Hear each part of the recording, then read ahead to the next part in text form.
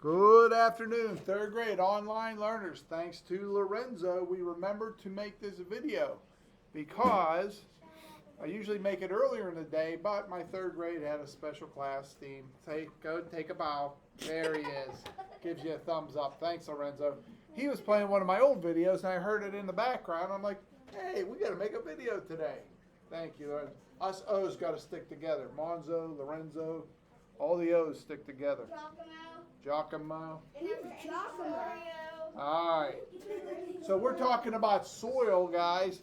And the amazing thing about this rock was, over many, many years, that rock was broken in half by weathering, okay?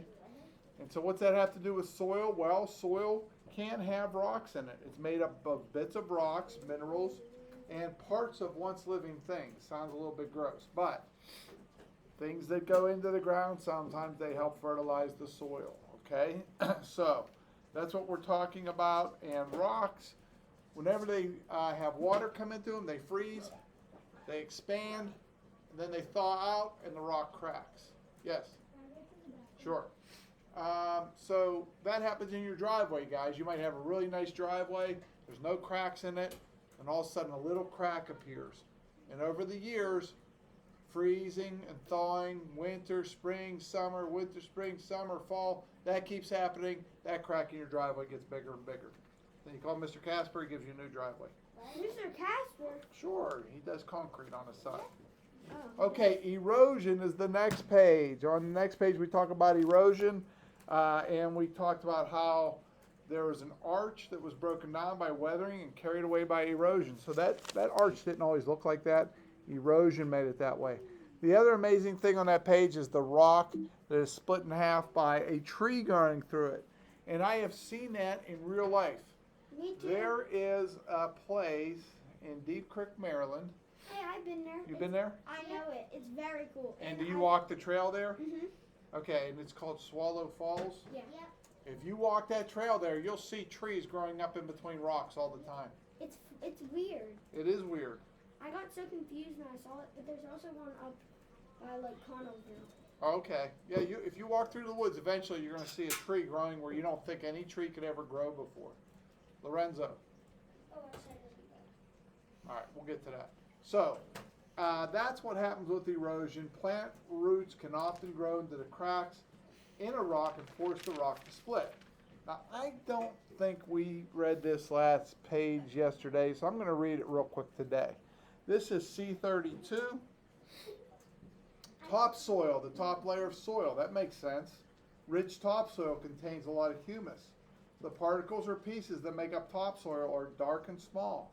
Plants grow best in topsoil. Subsoil is the bottom layer of soil. This contains little humus. The soil particles are larger and lighter in color than topsoil. Subsoil also contains small pieces of rock. Bedrock is solid rock, and it lies below the lowest layer of soil.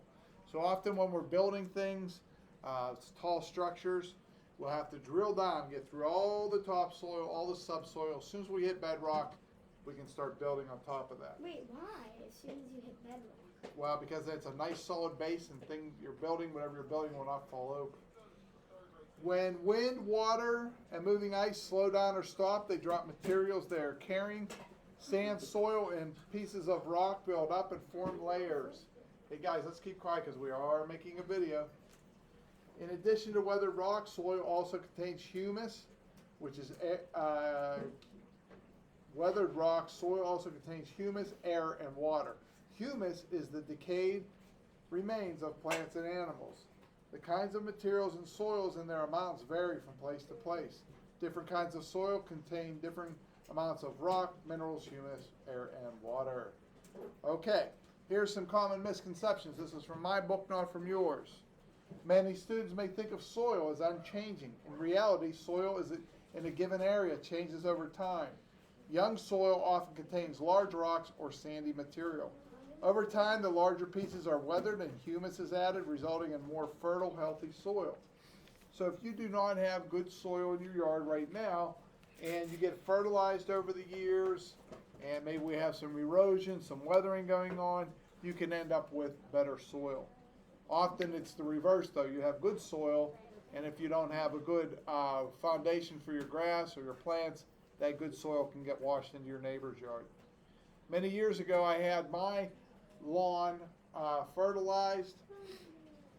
I put in fertilizer, I put in a lot of straw, I put in really good grass seed, and it rained so hard it washed it all down into my neighbor's yard. Were you And sad? I was real sad. Why, was it a lot of money? What's that? Was it a lot of money to get her for? It was a lot of money, but fortunately I am friends with the landscaper, and he said, we're going to get this fixed up for you. It didn't cost me much to fix.